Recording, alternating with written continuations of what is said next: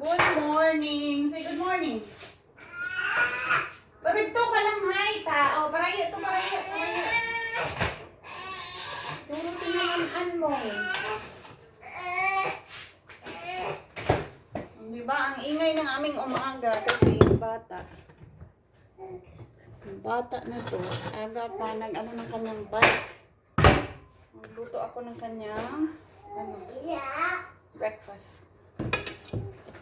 Itlog sa umaga at saka potato chips. Yan ang kanyang almusal. Tapos yung isang bata naman, nakita ko sa inyo. Yan siya. Yan siya sa mesa. Nagluto ako ng almusal ng aking panganay. Araw-araw yan siya kumakain ng itlog. Yan, nilagyan ko lang siya ng gatas. Masakit yung aking tawag doon. Kasi itinahi nila sa skin ko yung tawag doon. Naglagay sila ng sinulid sa balat ko tapos parang itinali yung tube.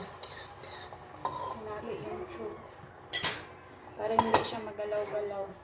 Tapos kahapon habang naglilinis yung yung tawag doon, yung nurse ng sugat, tawag doon, pinupush niya yung tube kasi parang gusto mag-cut ba.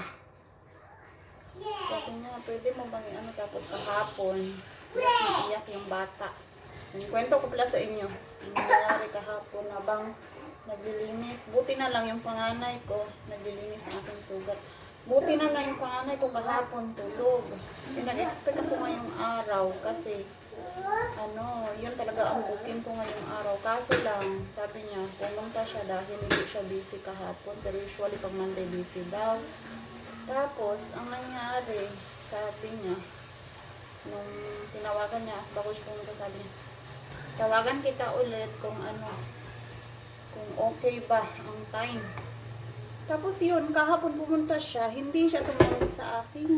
Kaya nagulat ako, sabi ko, ha? Dito ka?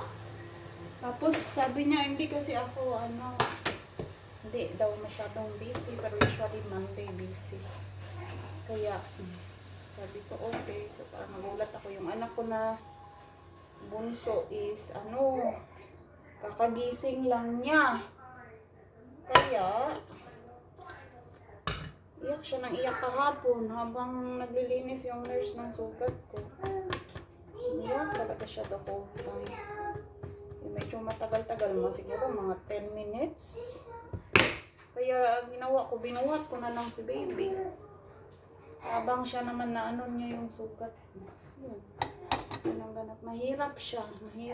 Sabi ko sa kanya, hala, baka ang ganitong baka iisipin mo na, sabi ko sorry.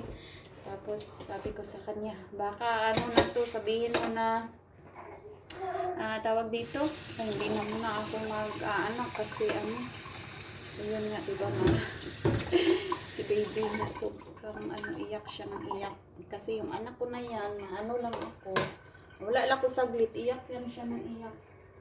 O ngayon nakikita niya ako, okay siya. Okay yan siya ngayon. Kung hindi pa ako nag-almusal ngayon, naghanap ako ng aking kakainin kasi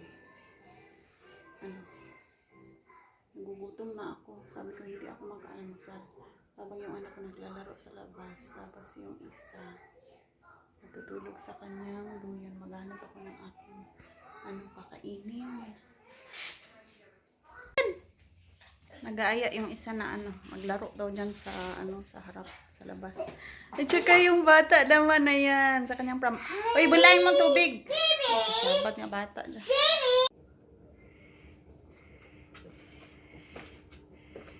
Yung kakabalik lang namin, galing sa labas. Tapos yung isa naman, nagluto. Kaya, patidiin ka muna. Isa, yan, lalaro. Oh, gusto mo? Kilala na niya yung kanyang bibiron.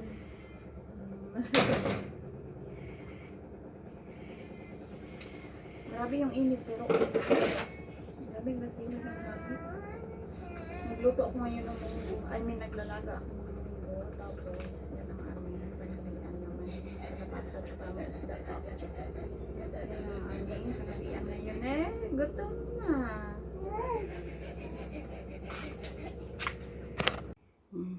Pinabantayan niya yung kanyang kapatid. Kunin ko sana. Sabi niya, akin yan, akin yan. Patulugin daw niya. Ngayon pa lang ako kakain. Yan ang aking kanin, may paksiw. Tapos niluto ko na gulay. Ayan. Yan ang aking tanghalian. Habang yung dalawa natutulog.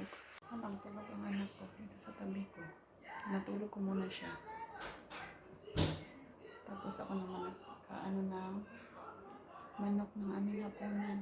Gawa ako ng schnitzel. Tapos ilagay ko sa pasta.